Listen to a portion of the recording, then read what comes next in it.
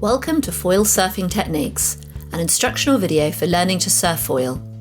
This video includes tips on takeoff, for example compared to surfing, how to balance and how to control the foil, how to get your first long rides and some examples of classic beginner mistakes.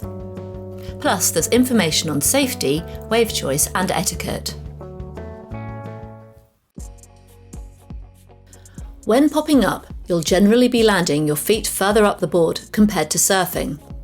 So make a mental note as you catch the wave to pop up further forward. This is good for pumping up the foil in small waves and also good for making steeper drops. When your feet are stuck too far back, it will feel like you can't control the foil. You'll know if your feet are too far back because you won't be able to distribute your weight over the front leg to level the foil. Moving your upper body forward distributes body weight.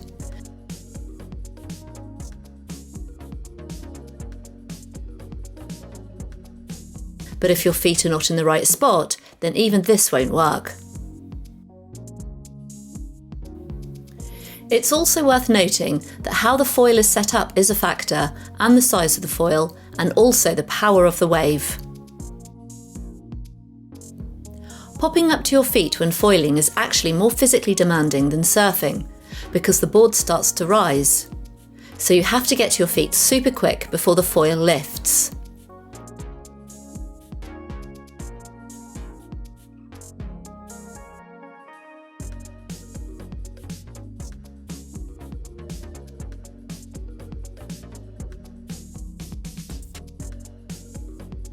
Don't make the mistake of waiting for the foil to lift before you pop to your feet.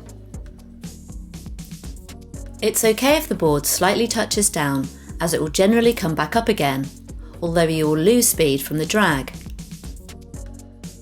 If you are on a big foil, then you might want to pop to your feet slightly earlier due to the lift, and if you are using a mid-length foil board or a downwind board, you'll be able to pop up earlier.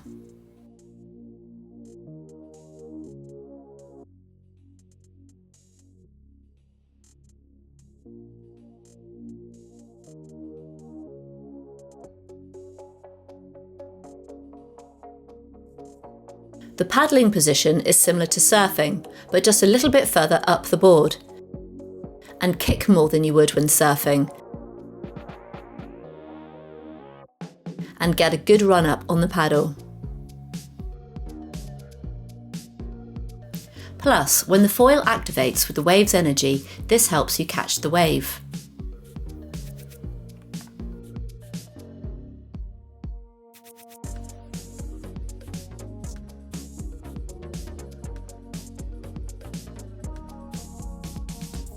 When you start foiling, a regular mistake is to lean back too much. This will direct the foil upwards too much. It's a bit of a seesaw balancing act with weight distribution. Too much weight at the back, then your front wing can pop out, and too much weight forward and you nosedive. Finding this tipping point is key to success. So you are level flying rather than on a bucking bronco.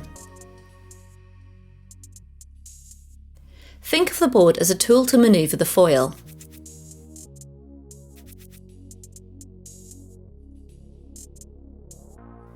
If the foil comes out of the water, breaching, then this can jolt you, and a big breach will buck you off.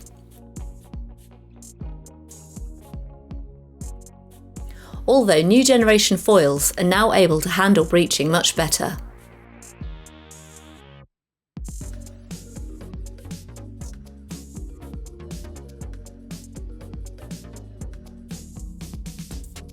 The slacker the wave, the more you want to stand bolt upright. Do this straight after you pop up. This helps unweight and get on foil.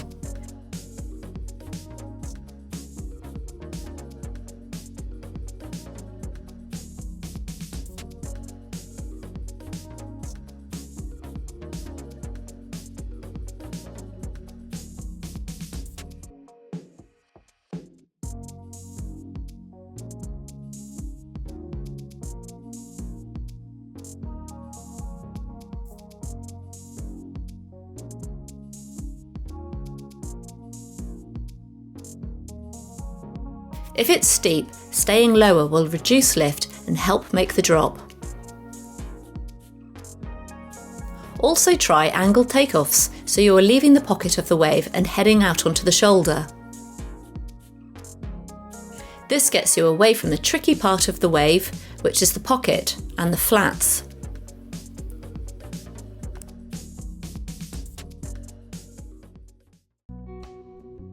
Controlling the foil is different to surfing. With foiling, you have to keep your body weight balanced over the board more.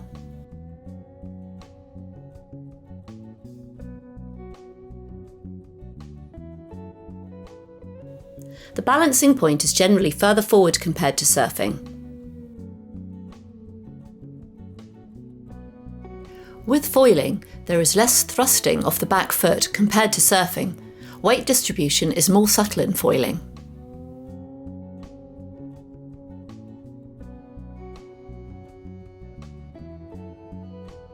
Rolling foot pressure from your heel to the balls of your feet and vice versa enables you to turn rail to rail. So your ankle movement is a key point for controlling the foil. Ensure your body mass stays centred.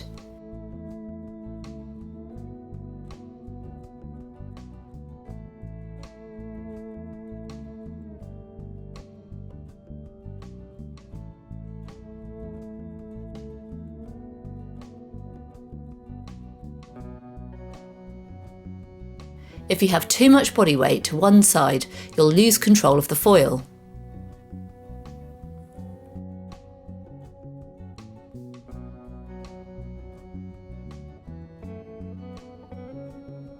Grab rails are a functional way of keeping your body over the board and helping you to balance, even if it is just a fingertip touching the board.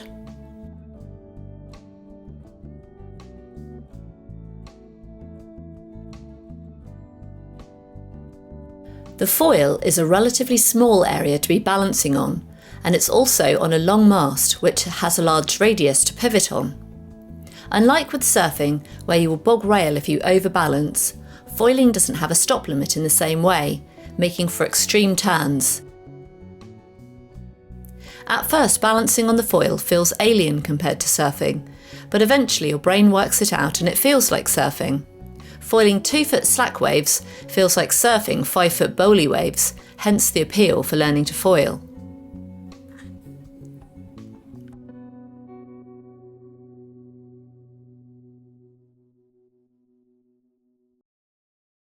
Foiling stance is more offset than normal surfing. The back foot is further towards the toe rail and the front foot is closer towards the heel rail. There is less room for error with foot placement in foiling, as there is much more response from body movement. Stance is a tricky thing to think about for your first pop-ups, so it's best just to think pop-up further forward to start with. Getting the reps in will train your brain to get the correct stance. As you get more experienced, you'll be able to adjust the foot placement whilst riding.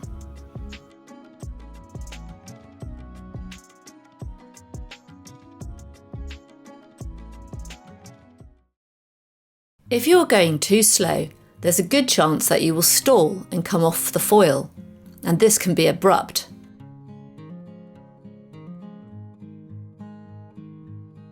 Going too slow in turns can also make you stall, and potentially tacho. Going fairly fast is actually good for helping you balance, albeit terrifying when learning. The less mast in the water, the faster you will go as there is less drag. And there's also the wave's energy. The higher up the wave face you go, the more energy that you can tap into.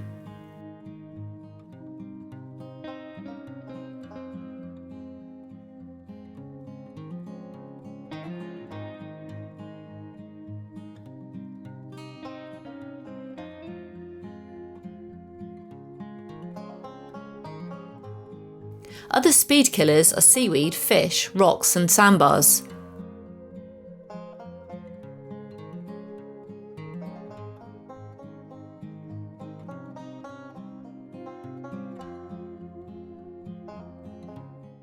When learning, don't worry about bottom turns for the minute. Avoid the trough, ideally head away from the pocket so that you are on the shoulder. Maintain your line away from the wave, avoiding the instinct to cut back to the pocket.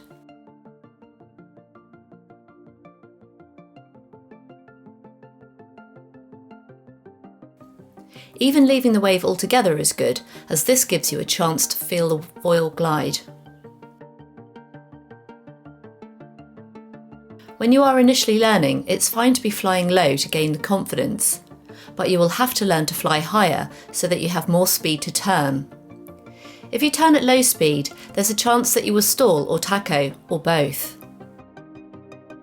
The less mast in the water, the faster you will go, and the more efficient the foil will be. And with speed, it makes turning a lot easier.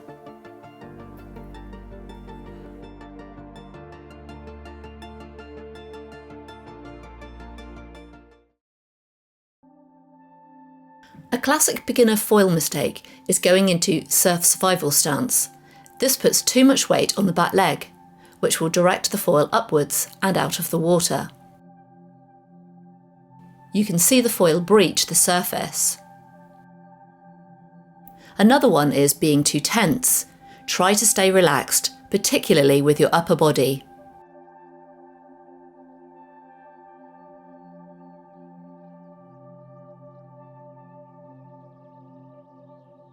Looking at your feet instead of where you're heading is an infuriating mistake to make because it's so obvious. If you need to stop, for example if you see someone further ahead, then you need to do the opposite of creating lift.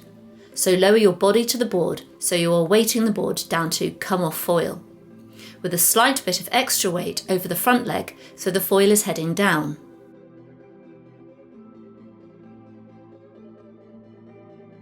You are basically lowering the foil deeper, creating more mast drag, which reduces speed, so you stall the foil to stop.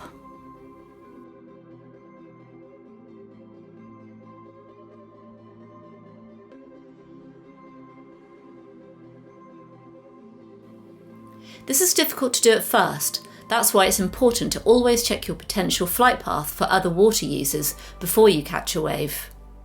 You can also do this in the prone position by weighting the board down like a press-up, for example on takeoff if you see someone that you might collide with, although this is more tricky on a bigger foil.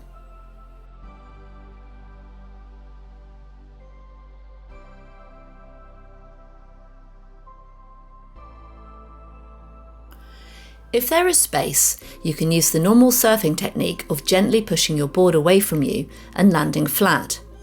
This is good for shallow areas so you don't damage your foil.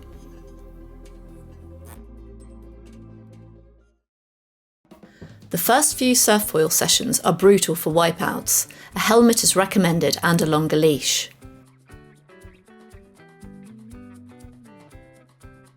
If you feel that you are going to fall off, don't try to recover your balance because you might tacho. If you lose your balance, fall like you would when surfing, so slightly push yourself away from your board using your back leg. It is essential to get some distance between you and the foil. As per normal surfing, protect your head and foil with somebody else.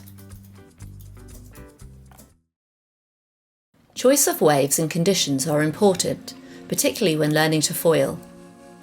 Either a small unbroken wave that is slack, or a crumbly bit of white water that has a bit of green face under it.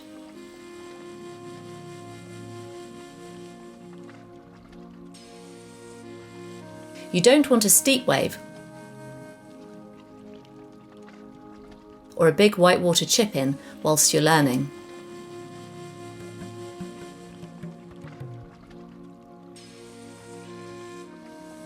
Ideally, the wave backs off and has a nice line to it.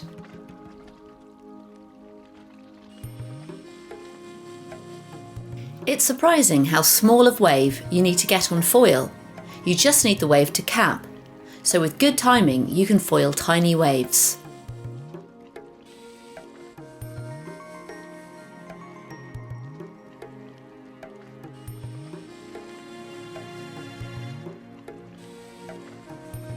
Also look to see if the previous wave has left lots of white water, as this turbulent water makes it trickier to foil.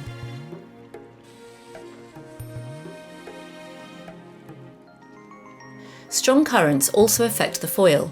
Rip bowls or outgoing rivers create steps in the surface that can breach the foil. Breaching is when your foil comes out of the water and abruptly jolts you.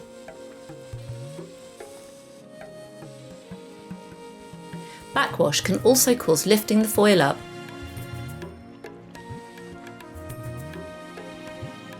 or pulling it down.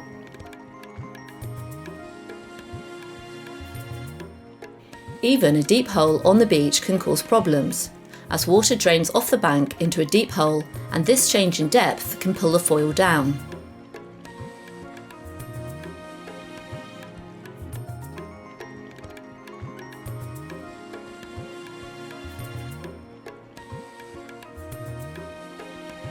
Look out for rocks and shallow sandbars, particularly if you have a tall mast.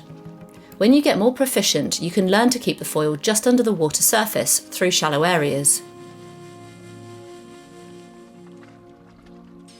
No wind or light winds are ideal for learning. A cross-onshore wind is really good for when you start riding because it helps you to learn to pump and to glide, and the wave face is still clean. Avoid strong offshore or strong cross-offshore winds, as this makes the takeoff difficult.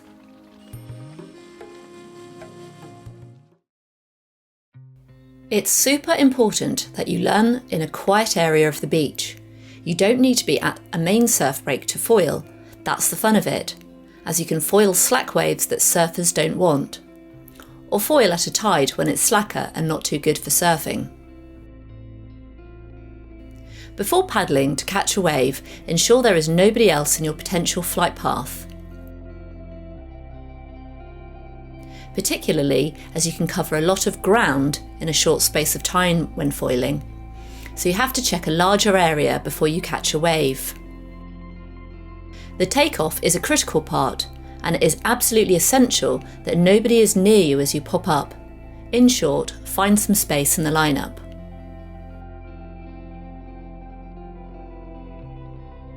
For your first few foil sessions, head out with an experienced foiler, or at least somebody that knows the area well, so you are at a suitable spot. Even though you are just learning to foil, you are still representing the foil community. Etiquette is important. This video is aimed at experienced shortboard surfers learning to foil, so surf lineup etiquette should already be well ingrained. It's important that you can duck dive so you have control of your board and foil in the surf. Add some wax so you can get a good hand grip when duck diving, particularly as lots of learner foil boards are super thick, making it tricky to grip. There's more etiquette points once you're getting proficient at foiling. For example, it's terrifying for non-foilers if you buzz past them too close, particularly as they can't hear you coming and can't see you if you are pumping out. Also, be aware that surfers might not understand that foilers can get from A to B super quick, and maybe won't anticipate that you'll make a section.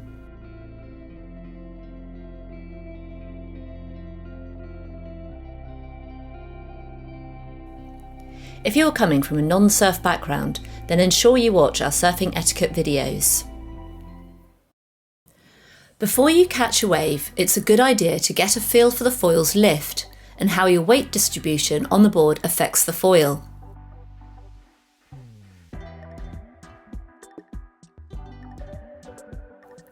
Move the board forward with your hands as you walk.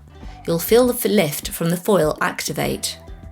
As the nose lifts upwards, push where your front foot would be to get the nose coming back down into a neutral, horizontal position, so the board and the foil are parallel with the water surface, and then try pushing on the back foot area to create lift. This gives you an idea on where to distribute weight and how it affects the foil. In this clip, you can see the subtle changes in weight distribution. Neutral, back leg weight, front leg weight.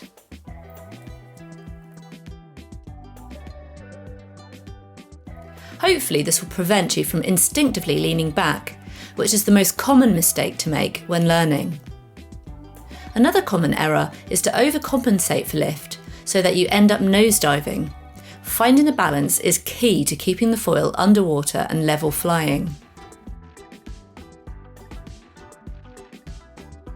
You can also get a feel for what happens when the foil tips come out of the water. This breach jaunts the board, which is not ideal when learning. Thanks for watching Foil Surfing Techniques. Look out for our future videos that cover more advanced tips and techniques. This video is aimed at experienced shortboard surfers looking to get into surf foiling. This is not to say that riders from other sports can't learn from this video and learn how to surf foil. Warning, in the short term, learning to surf foil can negatively affect your surfing, but this is going to be only temporary.